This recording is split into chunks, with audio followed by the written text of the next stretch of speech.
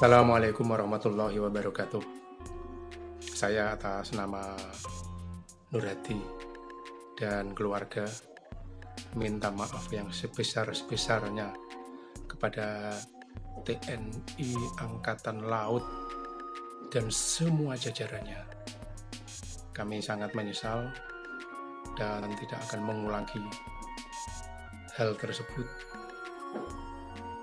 Kami hanya bisa berdoa semoga yang menerima musibah keluarganya diberikan kesabaran, ketabahan, kesadaran serta tawakal kepada Allah Subhanahu wa Ta'ala. Semoga diberikan yang terbaik, serta yang telah gugur semoga menjadi orang yang terbaik. Assalamualaikum warahmatullahi wabarakatuh.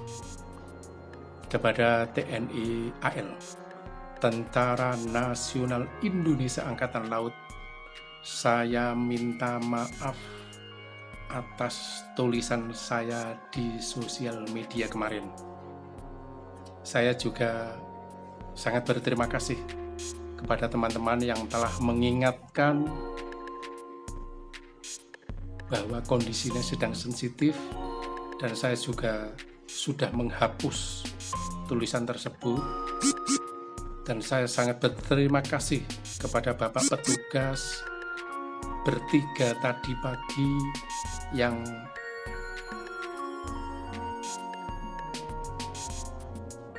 berklarifikasi hingga video call.